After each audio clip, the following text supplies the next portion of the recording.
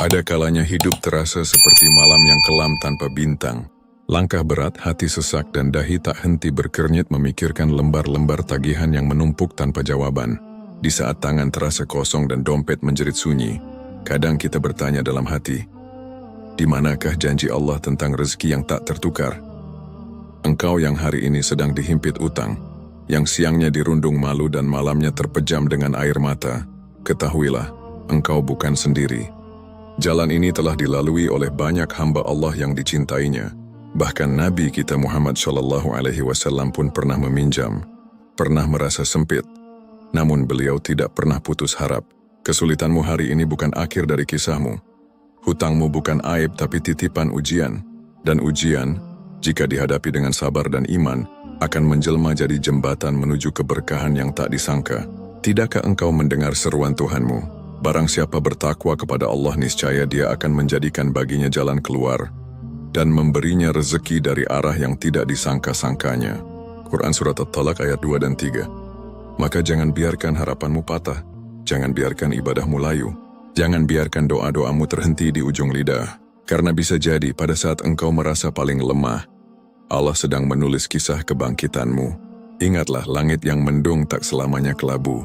Hujan yang turun bukan untuk menenggelamkan, tapi untuk menyuburkan. Mungkin inilah musim gersangmu, tapi percayalah, musim panen itu pasti datang.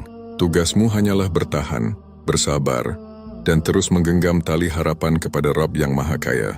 Jangan pula engkau merasa malu untuk menangis di hadapannya, karena seringkali air mata itulah yang membuka pintu langit. Doa-doamu tidak pernah sia-sia. Allah tak pernah lupa. Ia hanya sedang memilih waktu terbaik untuk menjawab. Mari kita jelajahi bersama, dalam pembahasan-pembahasan berikutnya, bagaimana Islam membimbing orang-orang yang terhimpit ekonomi, doa-doa yang diajarkan Nabi untuk lunas hutang, dan amalan-amalan yang membuka pintu rezeki seluas samudra. Karena sejatinya badai ini bukan untuk mematahkanmu, tapi untuk menguatkanmu. Bersiaplah, sinar fajar itu dekat. Ketika rezeki serasa tertutup, memahami ujian dalam bingkai iman. Dalam perjalanan hidup ada musim-musim yang tidak bisa kita hindari, seperti petani yang harus melewati kemarau sebelum panen. Demikian pula seorang hamba Allah tak lepas dari musim kesempitan sebelum limpahan nikmat datang. Termasuk di antaranya adalah kesulitan ekonomi, kesempitan rezeki, dan tumpukan hutang yang seakan tak ada ujungnya. Namun Islam tidak membiarkan kita berjalan dalam gelap tanpa lentera. Sebaliknya, Islam hadir sebagai cahaya yang memandu, memberi makna pada setiap rasa sakit, dan menunjukkan bahwa kesulitan bukanlah murka Allah, melainkan bentuk cintanya yang tersembunyi. Allah Ta'ala berfirman, "Dan sungguh kami akan menguji kamu dengan sedikit ketakutan, kelaparan, kekurangan harta, jiwa, dan buah-buahan. Dan sampaikanlah kabar gembira kepada orang-orang yang sabar." Quran Surat Al-Baqarah ayat 155. Ayat ini bukan hanya kalimat penghibur. Ia adalah penegas bahwa setiap ujian, termasuk masalah ekonomi, telah Allah ukur dan takar sesuai kemampuan hambanya. Dan setiap ujian pasti membawa hikmah yang jauh lebih besar dari keluhan dan kelamnya hari-hari. Kesulitan bukan hukuman, tapi proses penempaan. Seringkali saat uang tak cukup, bisnis merugi, atau tagihan berdatangan, hati ini goyah. Kita merasa gagal. Kita merasa tak berguna, kita merasa Allah jauh. Padahal justru di saat-saat seperti itulah, Allah sedang mengasah keteguhan hati kita, membersihkan sisa-sisa kesombongan, dan memurnikan niat kita agar hanya bergantung padanya. Rasulullah SAW bersabda, "Sesungguhnya besarnya pahala sebanding dengan besarnya ujian. Dan sesungguhnya jika Allah mencintai suatu kaum, maka Dia akan menguji mereka. Barang siapa ridha maka ia akan mendapatkan keridhaan Allah. Dan barang siapa murka maka ia mendapatkan kemurkaan Allah." Hadis riwayat Tirmidzi. Apakah engkau sadar, dengan diuji secara ekonomi, engkau justru diberi peluang untuk meraih derajat sabar dan tawakal yang lebih tinggi. Ini bukan tentang kehilangan, ini tentang disiapkan. Rezeki tidak hilang, hanya belum tiba. Salah satu kesalahan kita adalah menganggap rezeki itu hilang. Padahal, rezeki yang tertunda bukan berarti sirna. Mungkin engkau sudah bekerja keras, sudah berikhtiar, namun hasilnya belum terlihat. Ketahuilah, rezeki tidak selalu datang saat engkau mau, tapi saat Allah tahu engkau siap menerimanya. Sesungguhnya Tuhanmu melapangkan rezeki bagi siapa yang Dia kehendaki dan menyempitkannya. Sesungguhnya Dia Maha mengetahui, Maha melihat hamba-hambanya. Quran Surat Al-Isra ayat 30. Allah Maha melihat air mata yang jatuh dalam sepi. Allah Maha mendengar doa-doa yang lirih di tengah malam. Tak ada satu huruf pun yang terucap dari lisanmu kecuali tercatat. Tak ada satu keringat pun yang jatuh tanpa disaksikannya. Dekap kesulitan dengan sabar dan doa. Ketika pintu-pintu dunia terasa tertutup, itu tandanya Allah ingin engkau mengetuk pintunya lebih keras. Disitulah tempat kembali yang tak pernah menolak. Sabar bukan berarti pasrah tanpa usaha. Tapi sabar adalah ketika engkau tetap bergerak, meski langkahmu tertatih sembari tetap berdoa. Ya Allah, cukupkan aku dengan rezekimu yang halal dan berkah. Sabar dan doa adalah dua sayap yang akan membawamu terbang melewati badai. Dan tak ada doa yang sia-sia. Allah mungkin menunda jawabannya, tapi Dia tidak pernah lalai. Justru dalam penantian itulah, hatimu sedang dibersihkan dan dikuatkan. Doa-doa Rasulullah untuk melunasi hutang dan membuka pintu rezeki. Dalam setiap kesulitan, Islam selalu menawarkan jalan keluar, tidak hanya melalui ikhtiar lahir seperti bekerja dan bersedekah, tetapi juga melalui kekuatan batin, doa. Rasulullah Shallallahu Alaihi Wasallam, sang manusia paling mulia, pun pernah berdoa dengan sungguh-sungguh saat menghadapi kesulitan ekonomi dan lilitan hutang. Itu menjadi pelajaran agung bagi kita, bahwa doa bukan sekadar pelengkap tetapi senjata utama seorang mukmin. Doa agar terlepas dari hutang yang berat. Satu hari Rasulullah Shallallahu Alaihi Wasallam melihat sahabatnya Abu Umamah sedang duduk termenung di masjid, bukan pada waktu salat. Beliau bertanya, "Wahai Abu Umamah, mengapa engkau duduk di masjid pada waktu yang bukan untuk salat?" Abu Umamah menjawab, "Kegelisahan dan hutang-hutang yang menimpaku, wahai Rasulullah." Maka Rasulullah bersabda, "Maukah engkau aku ajarkan suatu doa? Jika engkau mengucapkannya, Allah akan menghilangkan kegelisahanmu dan melunasi hutangmu." Abu Umamah menjawab, "Tentu ya Rasulullah." Lalu Rasulullah mengajarkan doa ini, "Allahumma inni a'udzubika minal hammi wal hazani, wa a'udzubika minal ajzi wal kasal, wa a'udzubika minal jubni wal bukhl, wa a'udzubika min ghalabatid daini wa qahrir rijal." Ya Allah, aku berlindung kepadamu dari kegelisahan dan kesedihan. Aku berlindung kepadamu dari kelemahan dan kemalasan. Aku berlindung kepadamu dari sifat pengecut dan kikir. Dan aku berlindung kepadamu dari lilitan hutang dan tekanan manusia. Hadis riwayat Abu Dawud. Abu Umamah pun mengamalkannya setiap pagi dan sore. Tak lama kemudian, sebagaimana pengakuannya sendiri, Allah menghilangkan kegelisahanku dan melunasi hutang-hutangku. Doa memohon kecukupan rezeki. Selain doa tersebut, Rasulullah juga mengajarkan doa khusus untuk memohon rezeki yang cukup dan keberkahan hidup. Salah satunya adalah, Allahumma akfini bihalalika an haramik wa aghnini bifadlika amman siwak. Ya Allah, cukupkanlah aku dengan yang halal darimu, agar terhindar dari yang haram, dan cukupkanlah aku dengan karuniamu dari meminta kepada selainmu. Hadis riwayat Tirmidzi. Doa ini pendek, namun mengandung makna yang dalam. Permohonan untuk tidak hanya dilunasi hutangnya, tapi juga agar hati dan hidup merasa cukup, agar tidak tergantung pada makhluk, dan agar jalan rezeki yang didapat benar-benar datang dari pintu-pintu yang Allah ridai. Konsistensi dan keyakinan dalam berdoa. Yang perlu kita tanamkan saat membaca doa-doa ini adalah keyakinan penuh. Jangan jadikan doa sebagai formalitas. Jangan ucapkan dengan hati yang ragu. Rasulullah mengingatkan, berdoalah kepada Allah dalam keadaan yakin akan dikabulkan, dan ketahuilah bahwa Allah tidak akan mengabulkan doa dari hati yang lalai dan tidak sungguh-sungguh. Hadis riwayat Tirmidzi. Maka saat engkau membaca doa-doa itu, bayangkan Allah sedang benar-benar mendengarkanmu. Bayangkan bahwa Dia tidak jauh, bahkan Dia lebih dekat daripada urat lehermu sendiri. Baca doa ini setiap pagi dan sore. Jadikan ia wirid yang tak lepas dari lisan, sebab doa ibarat benih, mungkin tak langsung tumbuh hari ini, tapi teruslah menyiramnya dengan keyakinan. Allah tidak tidur, Allah tidak lalai, Allah sedang menyusun jalan keluarmu, bahkan di saat engkau merasa semuanya telah buntu.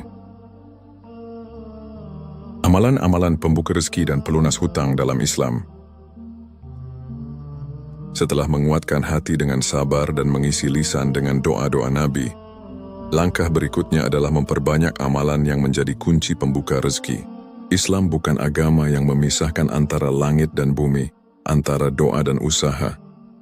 Ia mengajarkan bahwa rezeki itu bukan hanya dicari, tetapi juga dijemput dengan amal-amal yang Allah cintai. Berikut adalah beberapa amalan ringan namun penuh keberkahan, yang mampu menjadi sebab terbukanya pintu rezeki dan pelunasan hutang. Istighfar menyapu dosa mengundang rahmat. Allah Subhanahu wa Ta'ala berfirman dalam Al-Quran, melalui lisan Nabi Nuh alaihi salam, maka aku katakan kepada mereka, mohonlah ampun kepada Tuhanmu, sesungguhnya Dia adalah Maha Pengampun. Niscaya Dia akan mengirimkan hujan lebat kepadamu dari langit dan membanyakkan harta dan anak-anakmu, dan mengadakan untukmu kebun-kebun dan sungai-sungai di dalamnya.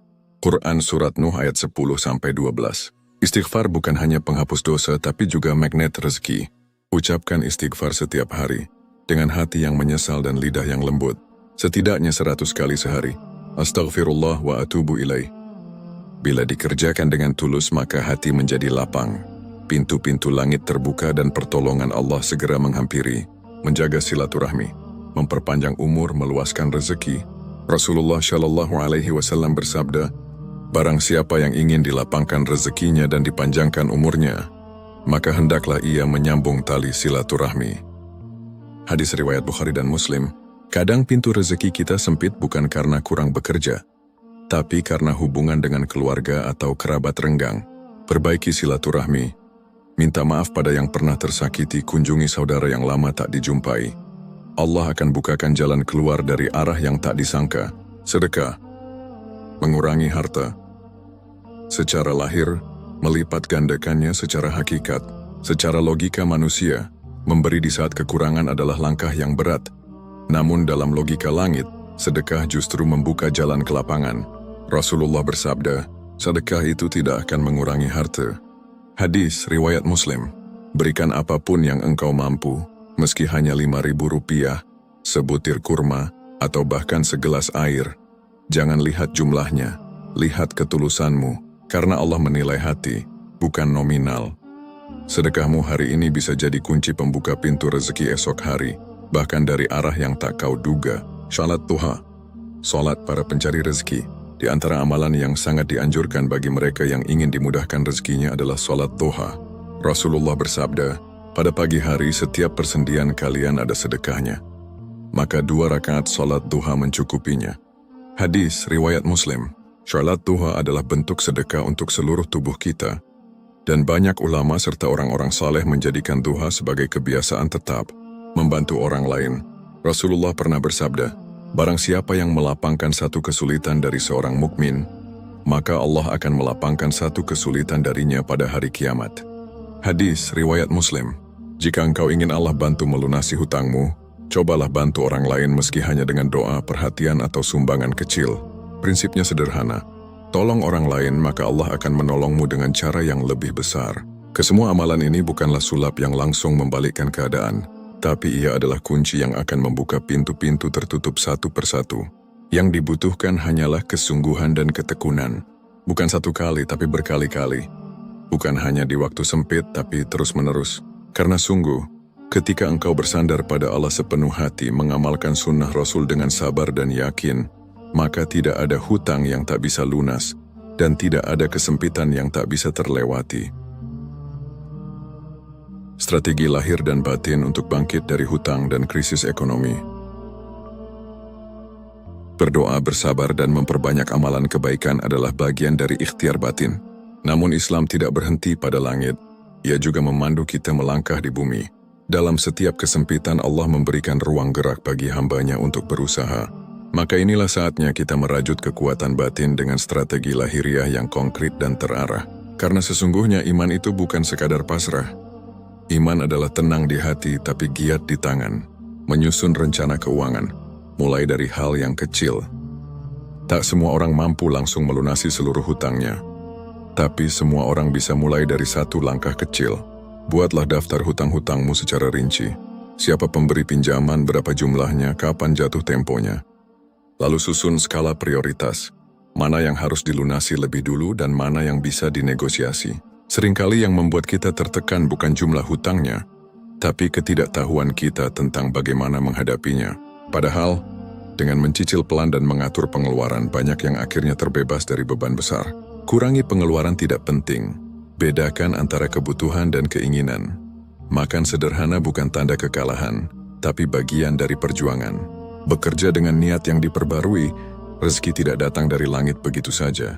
Ia turun melalui kerja keras yang dibarengi doa dan kejujuran. Rasulullah bersabda, tidaklah seseorang memakan makanan yang lebih baik dari hasil jerih payah tangannya sendiri. Hadis riwayat Bukhari. Apapun pekerjaanmu hari ini, pedagang kecil, ojek online, guru honorer, penjahit rumahan, lakukan dengan sungguh-sungguh. Tidak perlu malu pada pekerjaan. Malulah jika kita bermalas-malasan. Bila belum punya pekerjaan tetap, maka cari peluang dari kemampuan yang ada. Bisa jadi dari keterampilan memasak, menjahit, menulis, atau sekadar membantu orang lain. Rezeki sering datang bukan dari pekerjaan besar, tapi dari kerja keras yang penuh berkah. Jangan remehkan kekuatan jujur dan amanah. Kejujuran dan amanah adalah modal yang tak tergantikan. Dalam riwayat-riwayat klasik, banyak orang kaya yang jatuh miskin karena hilang kepercayaan. Tapi juga banyak yang miskin menjadi mapan hanya karena satu hal, bisa dipercaya. Jika hari ini engkau berhutang dan belum mampu membayar, sampaikan dengan jujur kepada pemberi hutang. Minta waktu, ajukan cicilan kecil dan tunjukkan kesungguhan. Jangan lari, jangan menghindar. Orang lebih menghargai kejujuran daripada janji palsu. Rasulullah bersabda, penundaan pembayaran hutang oleh orang mampu adalah kezaliman. Hadis riwayat Bukhari dan Muslim. Namun bagi yang belum mampu, jujur dan menunjukkan itikat baik adalah bentuk kemuliaan. Bahkan banyak kisah nyata orang-orang yang dibebaskan dari hutangnya hanya karena akhlaknya yang mulia, bergaul dengan lingkungan yang mendorong perubahan. Kita tidak bisa berjalan sendiri. Di tengah kesulitan kita butuh lingkungan yang menguatkan. Carilah komunitas masjid atau sahabat yang senantiasa menyemangati dan tidak meremehkan. Hindari orang-orang yang hanya membawa keluhan, pesimisme, dan kebencian terhadap takdir. Berada di lingkungan yang positif akan menjaga semangatmu tetap menyala. Engkau akan belajar dari mereka yang pernah bangkit dari titik terendah, dan engkau akan menyadari, tidak ada masalah yang kekal, tawakal yang sejati, setelah semua usaha dikerahkan. Tawakal bukan berhenti berusaha. Tawakal adalah melangkah sekuat tenaga, lalu menyerahkan hasilnya pada Allah dengan tenang. Dalam Islam, tawakal adalah puncak iman. Setelah engkau menyusun rencana, bekerja, berdoa, dan bersedekah, serahkan sisanya kepada Allah. Jangan menunggu keadaan berubah dulu baru tenang, tapi tenanglah dulu agar keadaan bisa berubah. Yakinlah bahwa Allah tidak akan menyia-nyiakan hamba yang berusaha. Bangkit dari himpitan ekonomi dan lilitan hutang bukan proses sehari semalam, tapi ia bukan mustahil. Selama engkau punya tekad, iman, dan kemauan belajar serta berubah, maka Allah akan bukakan jalan demi jalan. Satu-satunya kegagalan hanyalah saat engkau berhenti berusaha dan berhenti berharap. Menemukan ketentraman di tengah kesulitan. Setelah melalui fase-fase ikhtiar, dari menguatkan iman, melantunkan doa, menjalani amalan, hingga menyusun strategi lahiriah, kini tibalah saatnya menoleh ke dalam, mengolah makna dari semua kesulitan ini, karena sesungguhnya rezeki yang paling agung bukan hanya berupa pelunasan hutang atau melimpahnya uang, tetapi hati yang tenang, jiwa yang sabar, dan keyakinan yang tak tergoyahkan bahwa Allah senantiasa bersama kita. Ketenangan adalah rezeki. Bahkan ia adalah bentuk rezeki yang lebih mulia daripada emas dan perak. Sebab tak sedikit orang yang bergelimang harta, namun jiwanya kosong dan gelisah. Sebaliknya, ada yang hidup pas-pasan, tapi hatinya penuh syukur dan kedamaian. Ujian sebagai tanda cinta. Dalam Islam, ujian bukanlah kutukan. Ia adalah surat cinta dari langit, yang ditulis khusus untuk hamba-hamba terpilih. Rasulullah Shallallahu Alaihi Wasallam bersabda, sesungguhnya besarnya pahala sebanding dengan besarnya ujian. Dan jika Allah mencintai suatu kaum, maka Dia menguji mereka. Hadis riwayat Tirmidzi. Jadi jika hari ini engkau sedang diuji dengan kekurangan harta dan beratnya hutang, jangan langsung merasa bahwa Allah marah atau menjauh. Bisa jadi, justru itulah caranya menarikmu lebih dekat. Saat semua pintu tertutup, kita akan terpaksa menengadah. Dan di sanalah Allah menunggu, membangun hidup yang lebih sederhana tapi penuh makna. Kesulitan mengajarkan kita tentang prioritas, tentang bagaimana ternyata kita bisa tetap hidup tanpa hal-hal mewah, tentang bagaimana makan dengan lauk sederhana pun terasa nikmat. Jika dimakan dengan hati bersyukur, maka jadikan momen ini sebagai titik balik. Ubah pola hidup. Belajarlah menikmati hal-hal kecil. Udara pagi, suara azan, senyum anak, dan pelukan pasangan. Jangan tunggu kaya untuk merasa cukup. Tapi cukupkan hati agar kelak ketika kaya engkau tak lupa pada makna. Rasulullah bersabda, sungguh beruntung orang yang masuk Islam, diberi rezeki secukupnya, dan Allah menjadikannya merasa cukup dengan apa yang diberikan. Hadis riwayat Muslim. Bersyukur, merawat nikmat yang masih ada. Terkadang, fokus kita pada kekurangan membuat kita buta terhadap limpahan nikmat lain yang masih kita miliki. Kita terlalu sibuk menghitung hutang, hingga lupa bahwa kita masih punya kesehatan. Kita memikirkan berapa uang yang tak ada, sampai lupa bahwa kita masih punya orang-orang yang menyayangi.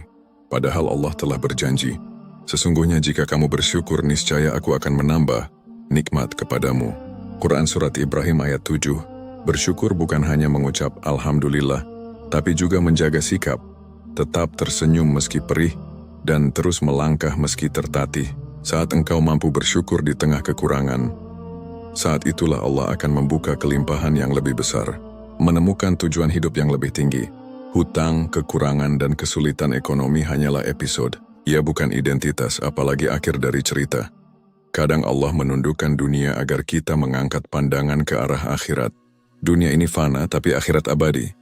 Maka jangan korbankan ketenangan jiwa demi ambisi dunia yang semu. Jadikan kesulitan ini sebagai bahan bakar untuk lebih dekat dengan Allah, lebih peka terhadap sesama, dan lebih tulus dalam beribadah. Karena pada akhirnya, yang kita cari bukan hanya uang, tapi ridhanya. Rezeki terbesar adalah Allah itu sendiri. Rezeki itu bukan hanya uang, makanan, atau pekerjaan.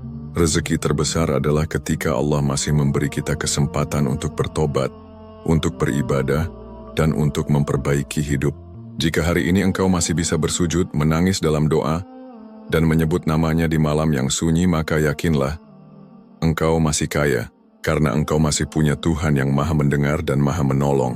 Ketika Nabi Musa alaihissalam merasa dikejar oleh Fir'aun dan terjepit di tepi laut, ia berkata dengan tegas, "Sekali-kali tidak. Sesungguhnya Tuhanku bersamaku, Dia akan memberi petunjuk kepadaku." Itulah kalimat yang harus engkau genggam dalam hati, bahwa selama Allah bersamamu, tak ada kesulitan yang permanen. Maka teruslah melangkah, walau pelan. Teruslah berharap walau hari tampak kelam. Karena pertolongan Allah sering datang di saat kita hampir menyerah, namun memilih untuk tetap bertahan. Dan saat itu tiba, engkau akan menatap ke belakang dan berkata, "Alhamdulillah, aku pernah diuji. Karena dari ujian itulah aku menemukan Allah lebih dekat dari apapun yang pernah kupunya."